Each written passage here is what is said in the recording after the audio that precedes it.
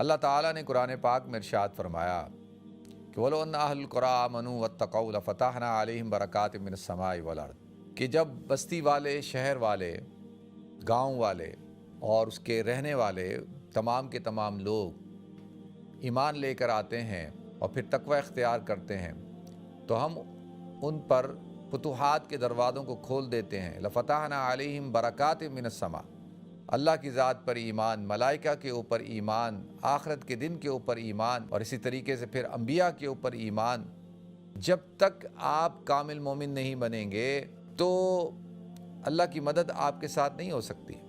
اللہ کہتا ہے تم فقراء ہو، فقیر ہو سارے، اور اللہ غنی ہے۔ غنی وہ ہوتا ہے کہ جس کو کسی کی احتیاج نہ ہو، جس کو کسی کی ضرورت نہ ہو، جو کسی کا محتاج نہ ہو اور سب اس کے محتاج ہوں۔ بلینر ملینر بیمار ہو جائے تو وہ میڈیسن کا محتاج، ڈاکٹر کا محتاج، معذور ہو جائے تو چلنے کا محتاج، تو وہ تو غنی نہیں ہو سکتا۔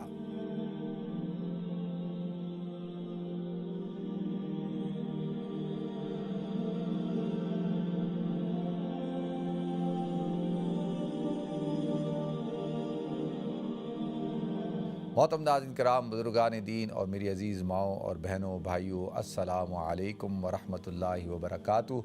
میں آپ کا میزبان عبدالوہاب آپ کو پروگرام گفتگو کے اندر خوش آمدید کرتا ہوں۔ ناظرین، اللہ تعالیٰ نے قرآن پاک میں ارشاد فرمایا کہ وَلَوْ أَنَّ أَهْلَ الْقُرَىٰ آمَنُوا وَاتَّقَوْا لَفَتَحْنَا عَلَيْهِمْ بَرَكَاتٍ مِّنَ السَّمَاءِ وَالْأَرْضِ کہ جب بستی والے، شہر والے، گاؤں والے اور اس کے رہنے والے تمام کے تمام لوگ ایمان لے کر آتے ہیں اور پھر تقوی اختیار کرتے ہیں تو ہم ان پر فتوحات کے دروازوں کو کھول دیتے ہیں۔ لَفَتَحْنَا عَلَيْهِمْ بَرَكَاتٍ مِّنَ السَّمَاءِ کہ ہم ان کے اوپر آسمانوں اور زمینوں کی برکات کو کھول دیتے ہیں، برکات کے دروازوں کو کھول دیتے ہیں۔ لیکن وَلَٰكِن كَذَّبُوا، لیکن جب وہ جھٹلاتے ہیں تو ہم کیا کرتے ہیں؟ ہم ان کو ان کے اعمال کی بدولت پھر پکڑ لیتے ہیں، پھر ہم وہ اللہ کی پکڑ میں آ جاتے ہیں۔ اور وہ کس سبب ہوتا ہے؟ بما کانوا یکسبون۔ سبب کیا ہوتا ہے؟ ان کی اپنی بدعمالیاں ہوتی ہیں، ان کی اپنے ہی کرتوت ہوتے ہیں۔ تو یہاں پہ اللہ تعالیٰ نے بڑی وضاحت کے ساتھ شروع کے اندر سب سے بنیادی چیز ہے اس کو بیان کیا کہ ایمان کو اختیار کریں، اللہ کی ذات پر ایمان لے کر آئیں، پکے ٹھکے مومن بنیں۔ اور مومن کس کو کہتے ہیں؟ الذین یؤمنون بالغیب، جو غیب پر ایمان رکھتا ہے، ویقیمون الصلاۃ، جو نماز کو قائم کرتا ہے، ویؤتون الزکاۃ، اور زکوٰۃ ادا کرتا ہے۔ تو ایمان باللہ کہ اللہ کی ذات پر ایمان، اور اس کے ساتھ ساتھ پھر وہ جو قرآن میں اللہ تعالیٰ نے بیان کیا اور احادیث کے اندر بیان کیا ہے کہ اللہ کی ذات پر ایمان، ملائکہ کے اوپر ایمان، آخرت کے دن کے اوپر ایمان، اور اسی طریقے سے پھر انبیاء کے اوپر ایمان۔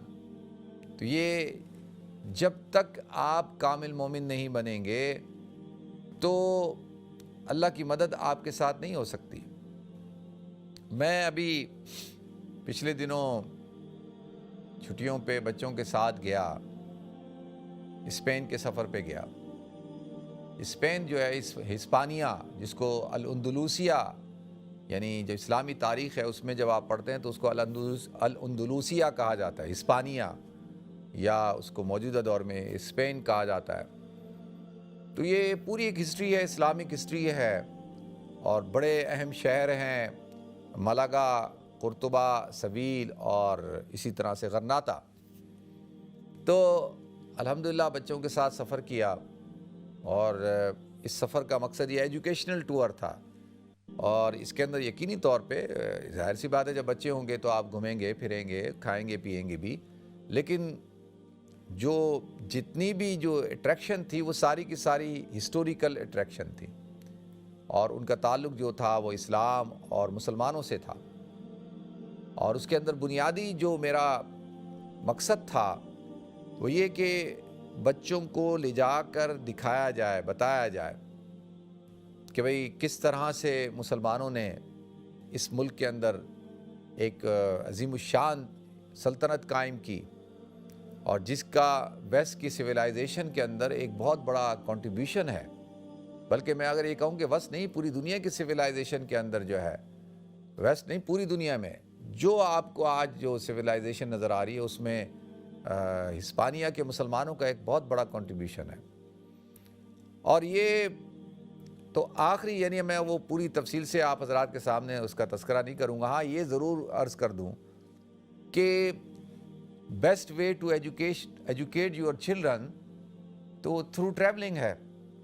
اگر آپ if you want to educate the children, اگر آپ اپنے بچوں کو ایجوکیٹ کرنا چاہتے ہیں تو بہت اچھی بات ہے، you can send them in the school، آپ اسکول بھیجیں، ان کو کالج بھیجیں، یونیورسٹی بھیجیں، اور ان کو پڑھنے کی عادت ڈالیں۔ بنیادی چیز کیا ہے کہ ان کو کتاب پڑھنے کی عادت ڈالیں، پھر اس کے ساتھ ساتھ تھرو ٹریولنگ جو ہے جو ایجوکیشن ملتی ہے، اور جو بچہ سیکھتا ہے تو وہ تو پھر کسی اور ٹول سے انسان نہیں سیکھ سکتا۔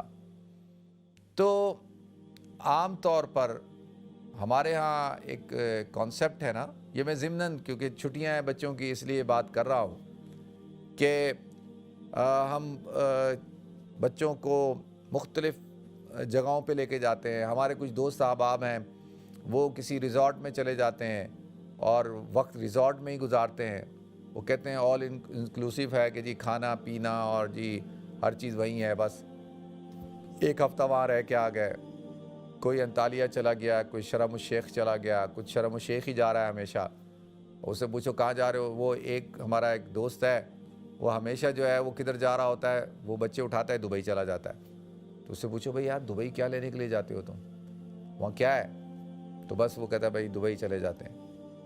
اور تو اسی طریقے سے جو ہے وہ کچھ لوگوں کو آپ دیکھیں گے بس اٹھائیں گے اور شرم الشیخ چلے گئے، انطالیہ چلے گئے، یا اور کسی ایسی ریزورٹ جو ہالیڈیز ہوتی ہے۔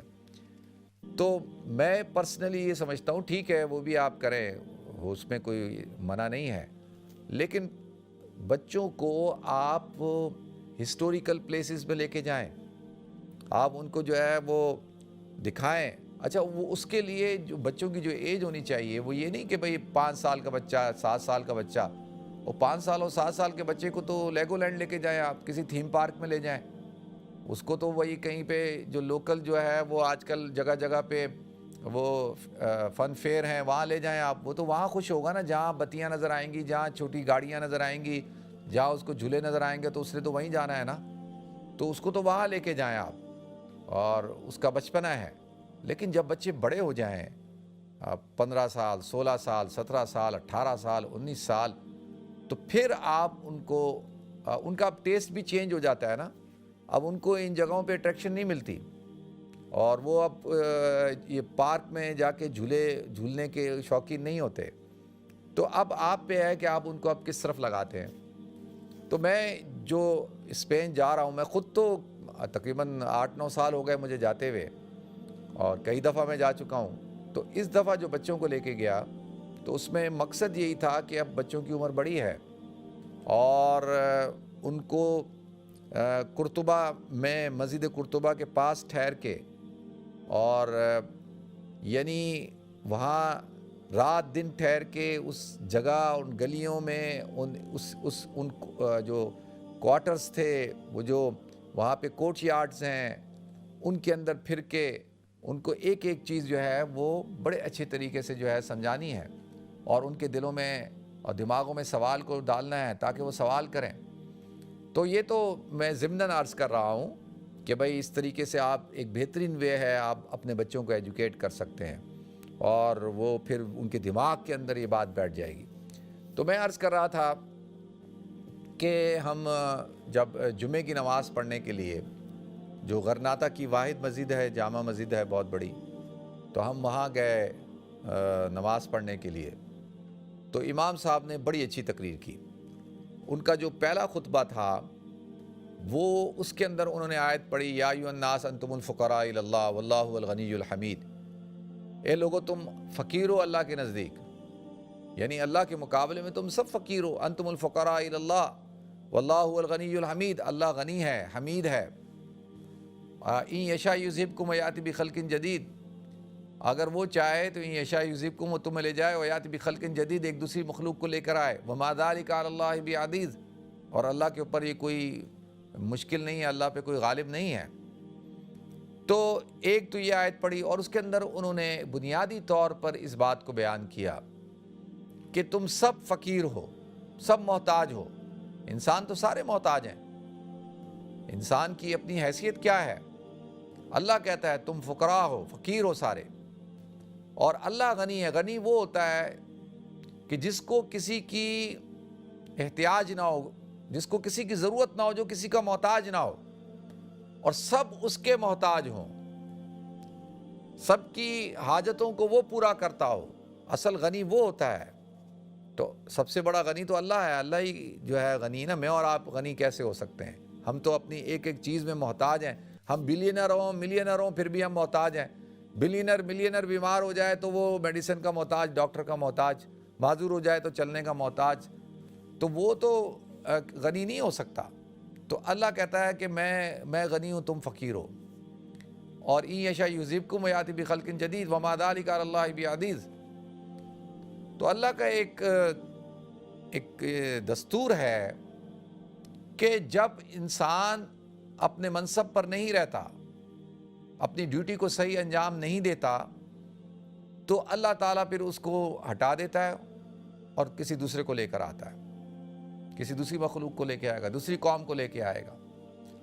تو انہوں نے بڑی اچھی بات کی، انہوں نے کہا پہلے خطبے میں کہ یہ جو بنیادی طور پر کہ جب مسلمان یہاں پہ آئے ہسپانیہ کے اندر، تو انہوں نے مسجدیں بنائی، مسجد قرطبہ کی تعمیر کی، اور یونیورسٹیاں بنائیں، مکتب بنائے، مدرسے بنائے، لائبریریاں بنائیں، اور ریسرچ کیا، محنت کی، علم، جستجو، غور و فکر، اور حلقے قائم کیے، اور یعنی آپ کوئی بھی فیلڈ اٹھا کر دیکھیں، اس زمانے کے اندر مسلمان جو ہے وہ تحقیق کر رہے تھے۔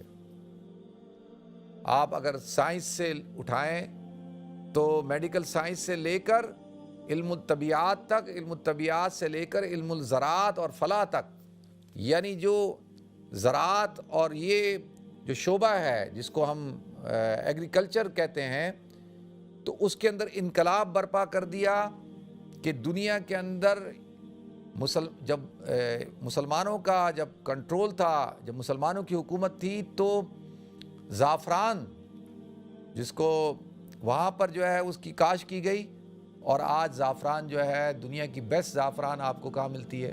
وہ ہسپانیہ کے اندر ملتی ہے۔ دوسرے نمبر پہ آپ کو وہ ایران میں ملتی ہے۔ ایران جو ہے وہ وہاں سے لے کر گیا کہ بھئی یہ زعفران جو ہے انہوں نے، آج تو ایران کے اندر تو ہر چیز میں زعفران استعمال ہوتی ہے، پھر آپ کو افغانستان میں ملتی ہے۔ تو اور زیتون کے درخت جو ہے وہ درخت ہی درخت ہیں، اور بھی بہت ساری چیزیں ہیں۔ تو اس کے اوپر باقاعدہ جو ہے وہ کاٹن، اور اسی طریقے سے جو کاغذ ہے، یہ کاغذ کا استعمال، اس سے پہلے ایجپشن جو ہے وہ ایک درخت ہوتا تھا، اس درخت کی جھلی پہ جو ہے اس سے پیپر بناتے تھے، اس کے اوپر وہ خطاطی کیا کرتے تھے، اور اس سے پہلے بھی جو ہے وہ چمڑے کے اوپر لکھا جاتا تھا، چمڑے کے اوپر جو ہے تحریریں لکھی جاتی تھی۔ تو مسلمانوں نے جو ہے وہ کاغذ کو ایجاد کیا، روئی کو ایجاد کیا، کاٹن کو ایجاد کیا، بہت ساری چیزیں، میں اس موضوع پہ نہیں جا رہا۔ تو مسلمان جو ہے وہ اس کا تعلق اللہ کی ذات پہ تھا، وہ ایمان لایا اللہ پر، اور اس کے اندر کیا تھا؟ اللہ کی ذات پر یقین، اور جو قرآن کہتا ہے کہ تم جو ہے غور و فکر کیوں نہیں کرتے، تو مسلمان غور و فکر کرتے تھے۔ تو اور مسلمان جو ہے وہ علم کے متلاشی تھے، تو کہاں سے کہاں پہنچے، پوری دنیا کے اندر جو ہے وہ انقلاب برپا کر دیا۔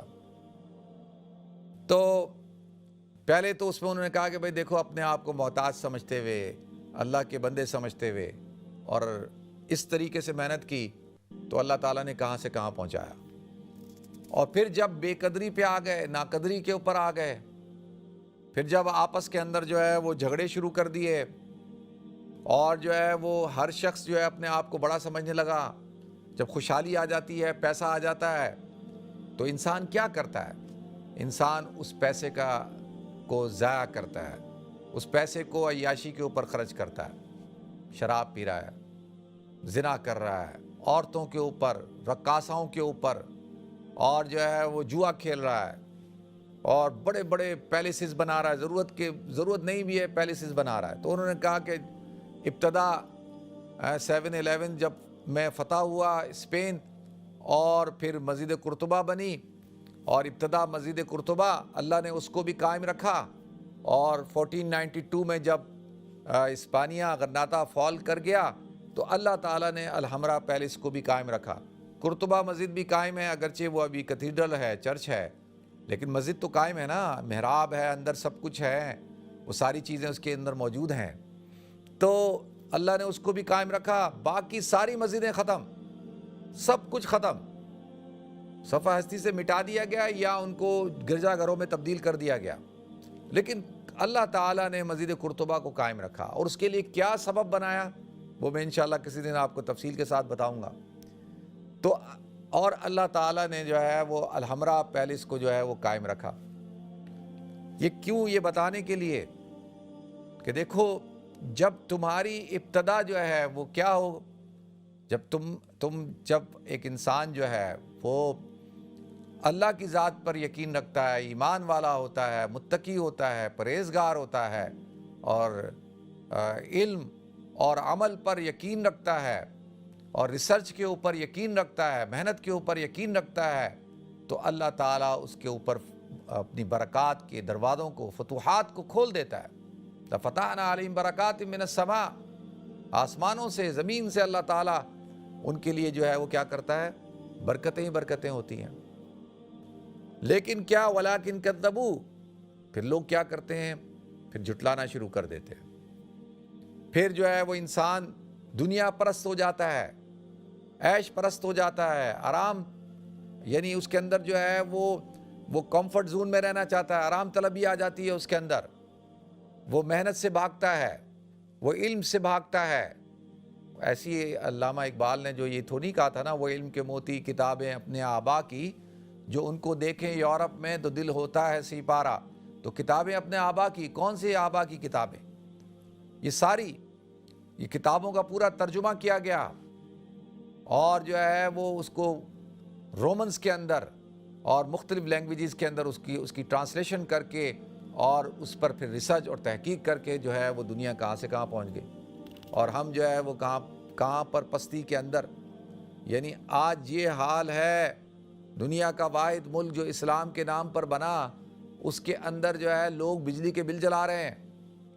وہ کہتے ہیں کہ بھائی جن کی تنخواہ ہزاروں میں ان کا بل ہزاروں میں آ گیا, جن کی تنخواہ لاکھ میں ان کا بل لاکھ میں آ گیا.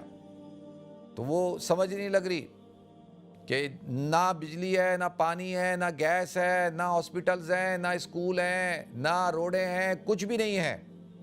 اور ایک بدحال ایسی قوم, ایسا لگتا ہے جو انسان ہی نہ ہو, یہ حال ہو چکا. تو انہوں نے بڑی اچھی بات کی, انہوں نے کہا کہ بھئی دیکھو پھر کیا کیا تم لوگوں نے, ناقدری کی, تم نے ناقدری کی. اللہ تعالیٰ نے تمہیں حکومت عطا کی, اللہ نے تمہیں ملک دیا, اللہ نے تمہیں سلطنت دی, اللہ نے تمہیں نظام خلافت عطا کیا, لیکن تم نے کیا کیا؟ تم نے پھر کیا کیا؟ تم نے اللہ کی نعمتوں کی ناشکری کی. اور اس کا نتیجہ کیا نکلا؟ اس کا نتیجہ یہ نکلا کہ اللہ تعالیٰ نے تمہیں ہٹا دیا وہاں سے. جو ان یشاء یذہبکم ویأتی بخلق جدید, تو اللہ ایک دوسری مخلوق کو لے آیا. کہ جب آپ اپنی ڈیوٹی صحیح طور پہ انجام نہیں دیں گے تو آپ کیا ہوگا؟ پھر آپ کو ریپلیس کر دیا جائے گا. آپ تو پھر اس مقام پہ نہیں رہ سکتے, تو آپ کو ریپلیس کر دیا گیا, اللہ نے ریپلیس کر دیا. تو ایک تو انہوں نے یہ بات بڑی اچھی بیان کی, اور اس کے اندر تھوڑا سا ہمیں جگایا, لوگوں کو جگایا, اور لوگ جو ہے وہ ان کو بتایا کہ بھئی یہ وجہ ہے. اور پھر دوسرے خطبے میں انہوں نے بڑی ایک اہم بات کی, اور جب وہ بیان کر چکے نا, جمعہ پڑھا چکے, تو میں ان سے ملا اور ملنے کے بعد میں نے ان کا شکریہ بھی ادا کیا اور ان کو کہا کہ ماشاءاللہ آپ نے بڑا اچھا خطبہ دیا، اور اس وقت میں یہ بڑی تاریخی جگہ ہے کہ الحمرا پیلس کے سامنے اور ایک جامع مسجد جو ہے جامع مسجد الغرناطہ، کہ اس کے اندر بیٹھ کر مجھے بڑا اچھا لگا کہ یہاں کا امام جو ہے وہ اتنی جرت کے ساتھ حق گوئی کر رہا ہے اور وہ لوگوں کو بتا رہا ہے کہ کس طریقے سے تمہارا یہ جو زوال آیا وہ کیسے آیا۔ تو دوسرے خطبے کے اندر انہوں نے 2 آیتیں پڑھی۔ ایک تو انہوں نے وَلَقَدْ نَصَرَكُمُ اللَّهُ بِبَدْرٍ وَأَنْتُمْ أَذِلَّةٌ، ایک تو انہوں نے غزوہ بدر کے حوالے سے بیان کیا اور یہ آیت پڑھی کہ اللہ کہتا ہے کہ میں نے تمہاری وَلَقَدْ نَصَرَكُمُ اللَّهُ بِبَدْرٍ، ہم نے، اللہ کہتے ہیں تحقیق کہ ہم نے تمہاری مدد کی بدر میں، تو وَأَنْتُمْ أَذِلَّةٌ، تم جو ہے وہ کمزور تھے۔ اب بدر کے موقع پہ مسلمانوں کی حالت آپ کے سامنے ہے، 313 ہیں، جسم پہ کپڑا نہیں، پاؤں میں جوتے نہیں، کوئی سواریاں نہیں، کوئی اسلحہ نہیں، اور سامنے 1000 کا جاؤ جلال کے ساتھ بھرپور اسلحے اور طاقت کے ساتھ لشکر ہے، اور اس کا مقابلہ کر رہے ہیں مسلمان، اور بے سر و سامانی کی حالت کے اندر، لیکن کس کی ذات پر بھروسہ ہے؟ اللہ کی ذات کے اوپر بھروسہ ہے، اور اللہ تعالیٰ نے مدد کی۔ اور کس طریقے سے، یعنی نہ اسباب ہیں، نہ اسلحہ ہے، کسی قسم کی کوئی دنیاوی جو ہے طاقت حاصل نہیں ہے، لیکن ایمانی قوت جو ہے وہ پاس ہے، تو اللہ نے مدد کی، اور اللہ نے کس طریقے سے جو ہے غالب کر دیا، اور اس کو یوم الفرقان کہا جاتا ہے۔ غزوہ بدر یوم الفرقان ہے، یعنی حق اور باطل کو جدا کر دینے والا دن، کہ اللہ تعالیٰ نے مسلمانوں کو عزت دی، طاقت دی۔ اور پھر وَيَوْمَ حُنَيْنٍ إِذْ أَعْجَبَتْكُمْ كَثْرَتُكُمْ فَلَمْ تُغْنِ عَنْكُمْ شَيْئًا وَضَاقَتْ عَلَيْكُمُ الْأَرْضُ بِمَا رَحُبَتْ ثُمَّ وَلَّيْتُمْ مُدْبِرِينَ۔